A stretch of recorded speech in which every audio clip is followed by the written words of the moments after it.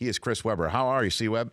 Hey, how you doing? Good talking to you, Rich. Same here. Our poll question is, who's the MVP right now? Our choices are our choices are James Harden, LeBron James, Anthony Davis, or the field. Who would you take? I would take Harden. And it's funny. I'm not gonna lie to you. I'm being a little hypocritical in the fact that as a player, I used to hate it when people in the media rooted for a guy.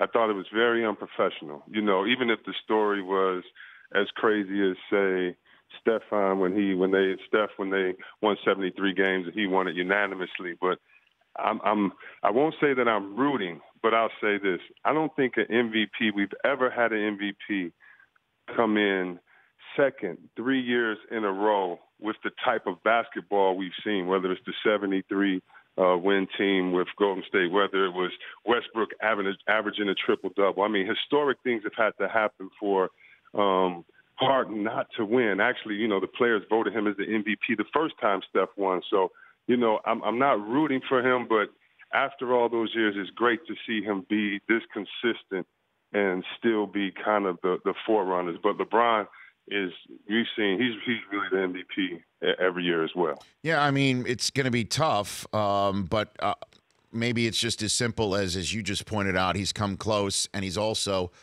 clearly the most dynamic player on the team with the most wins and perhaps the top seed in the West, even with CP3 on there. What is the difference between Harden's season last year and this year, best you can tell, Chris? Truthfully, statistically, nothing.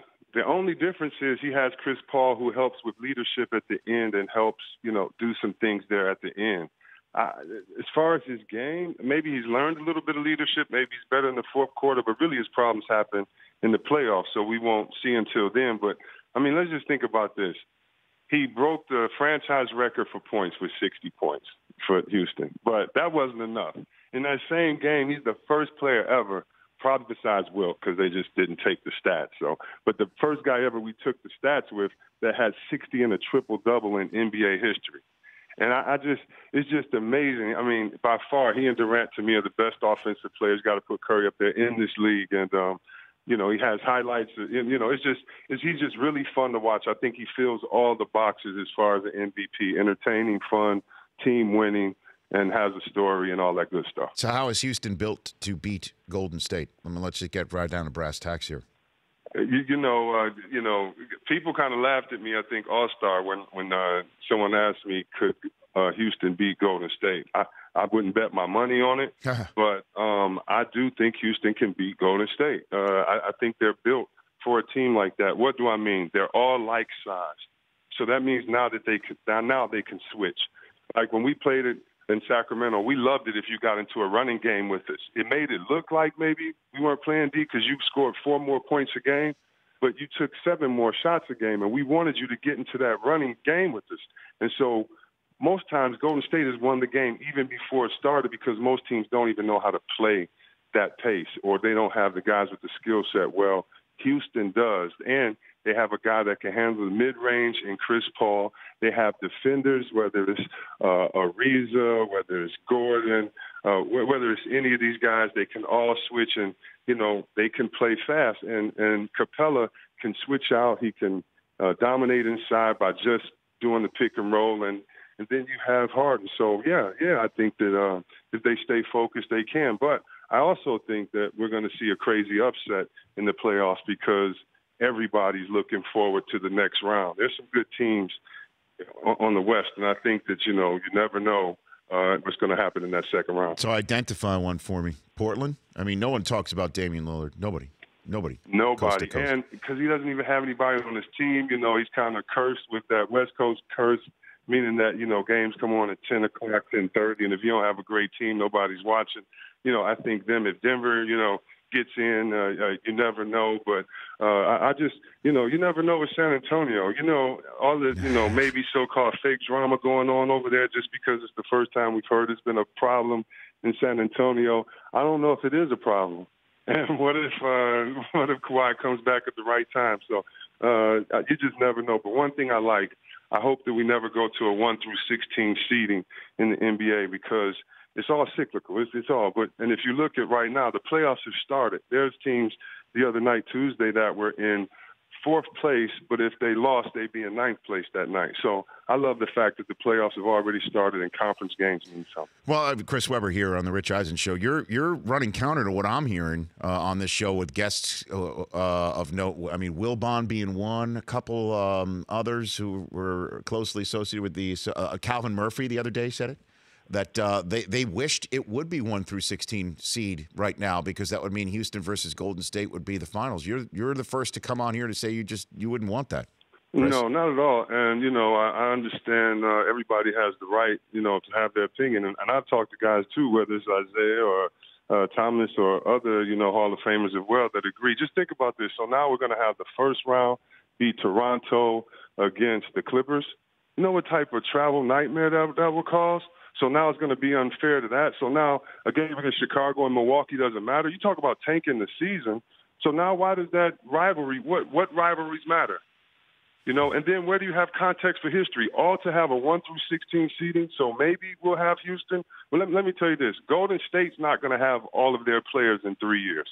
So if we're making rules for 3 years from now, Golden State's not going to have Draymond Green, Curry, the great Durant. They all can't. Thompson. They can't. It just can't happen with the way that the way that the cap is set up. So if we're doing that, and then we get some terrible games, and there's Memphis against Toronto at the end, and it should have been that anyway. That's just one you don't have to change. You don't have to change everything. Why? We have guys going into the seeding of the playoffs playing hard, and every game matters. So what does it matter 1 through 16?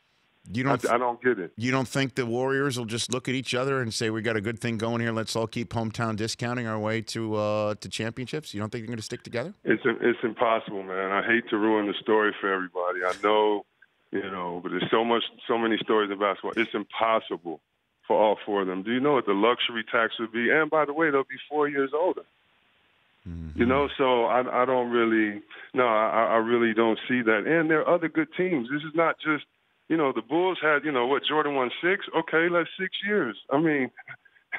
Somebody else is going to dominate one day. I hope some guys get better and do it as guys get older. So I just wouldn't make that rule. It's like too many other rules that we need to change before we go seeding in the playoffs. Based on what? We have great games now going into the playoffs. That's all.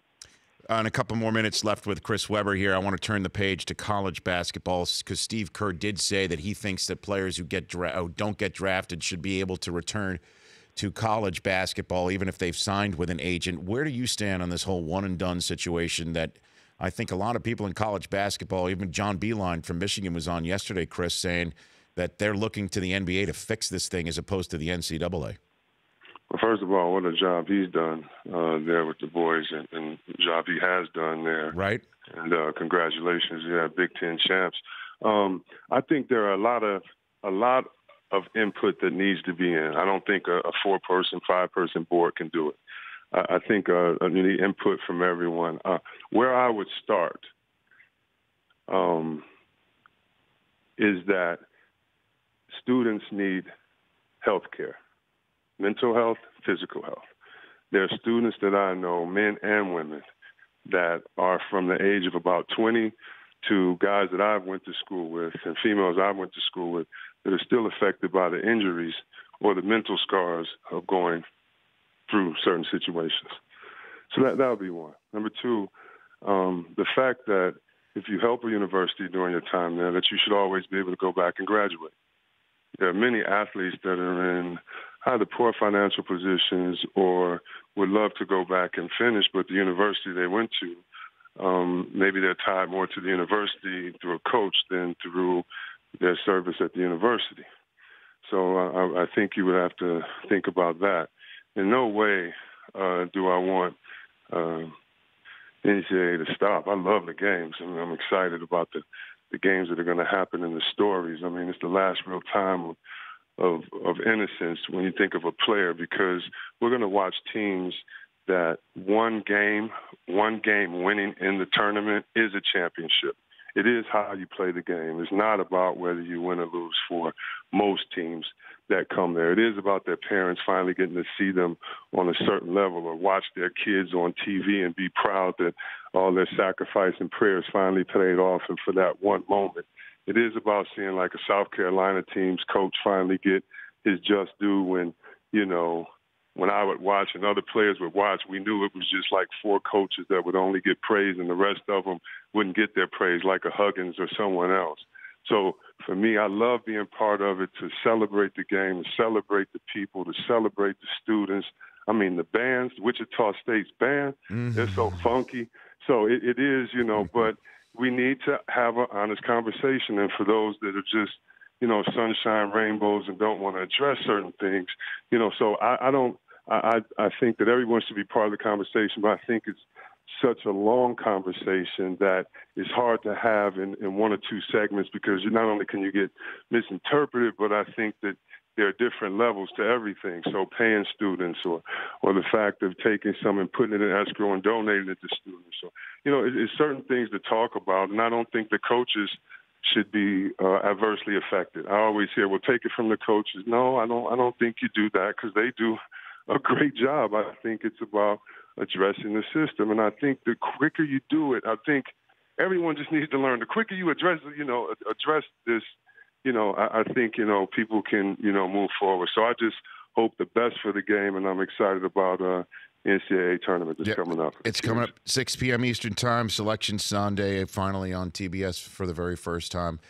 Chris Webber, C-Web, always love having you on. We'll chat down the line, okay? Sounds good. Thanks for having me. Always, at Real Chris Webber. The Rich Eisen Show, weekdays at noon Eastern on Audience.